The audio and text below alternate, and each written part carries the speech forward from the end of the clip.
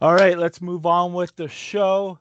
Matt, what do you have for us this week?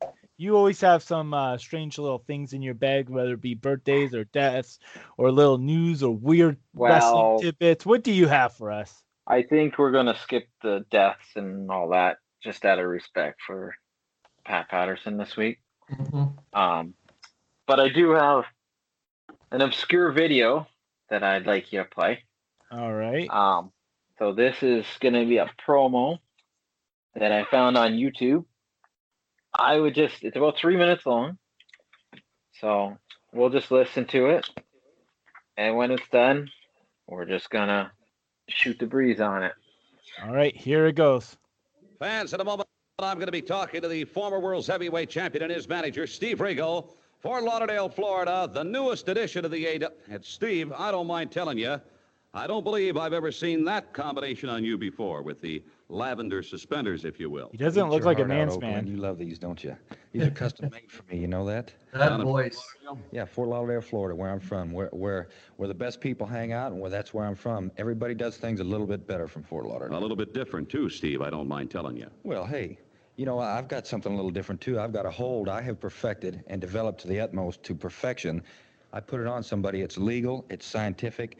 When I put it on somebody, it can cripple a guy like that. You'd better tell us exactly what it is. Be specific, Steve. What kind of a hold is it? You'd love to know, wouldn't you?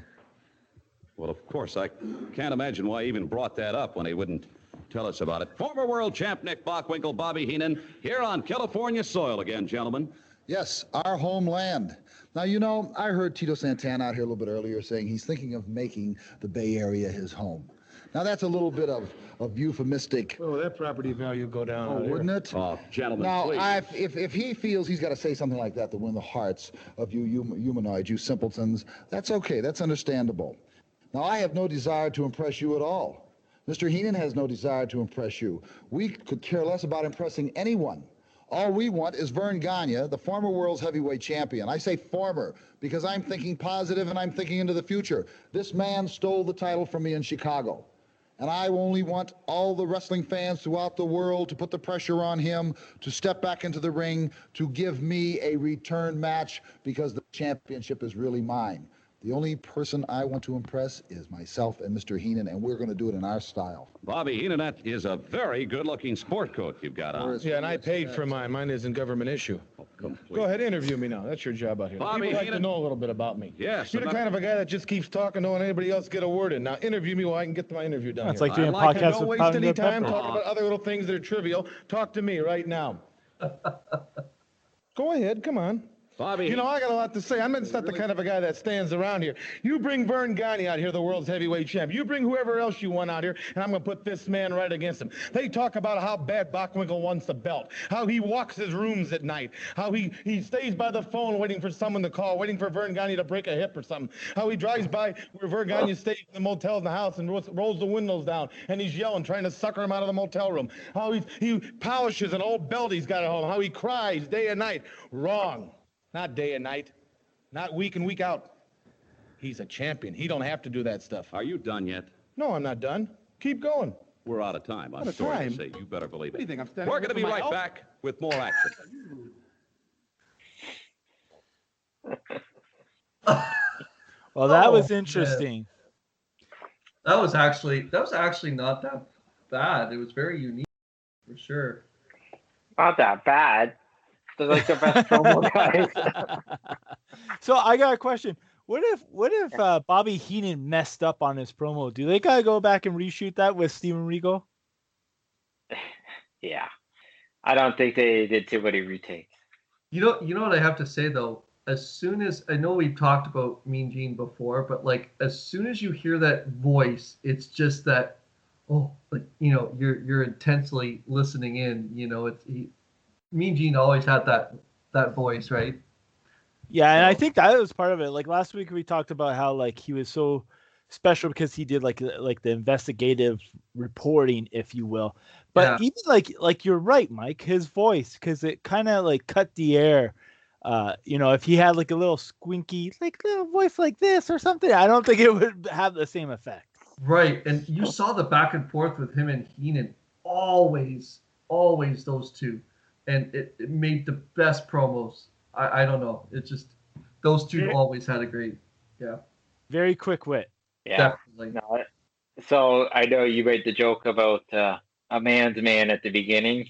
So that is not the William Regal, Steven Regal that we know. There was another wrestler named Mr. Electricity Steve Regal that worked in the AWA.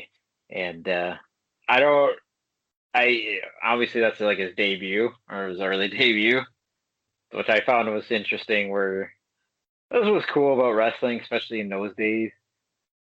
Basically, they're talking about his I don't know. He's talking about his clothes, his attire, but then he's talking about how tough he is, and Yeah. basically he's got a finishing move that can put anybody out, and he's not going to tell you what it is. I like that. I love that first part because he's just like, yeah, I got this move. You're going to find out what it is, and then he just walks off. I thought that was pretty cool. I bet you would want to know what it is. I bet you would want to know what it is. And then Mean Gene's like, yeah, I do want to know what it is. Like, tell me. And then he just kind of walks off. It's like, now yeah, I also like how like they shuffled the guys in. They went from one to the other. They didn't cut to anyone else or cut to this or whatever. It's just really quick. It was authentic. Like it's like that would, like it was real, right? Like it's just happening. Now, if you watch closely during Bockwinkle and Heenan, so Bockwinkle cuts a really good promo, and then Heenan's just rapping stuff off, and Bockwinkle's trying not to laugh because Heenan's just going on, and you know Vern's gonna break a hip and all this like, and then he's like, oh, you're the kind of guy that doesn't want me to talk. Go ahead. Yeah, you don't want me to talk, do you? There's nobody more classic than Bobby Heenan. And it's funny too because Bockwinkle doesn't really need a manager in the sense that he can actually talk, but Heenan just adds more to the package. It's absolutely, I don't know what else to say on that. They were a good pair. Oh, for sure. That's a really good find. One for the books there. For sure. Well, our obscure one is done well last week, so we're gonna keep it going. If I find something out there or rare, we're gonna listen. Hey, I like this better than the birthdays and deaths, so I'm good with this. Well, you know what? The birthdays was a good discussion last week. Especially we got talking about Mean Gene and all this, and then somehow it got into Reckless Youth, even though it wasn't his birthday. Oh, yes.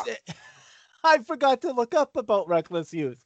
Yeah. No, it's okay. We said we were going to come back. I want to spend more time to go over that because I think that's a bigger topic than just a couple minutes. I think that might be somewhere down the line, like a special, like a single stand episode, if you will.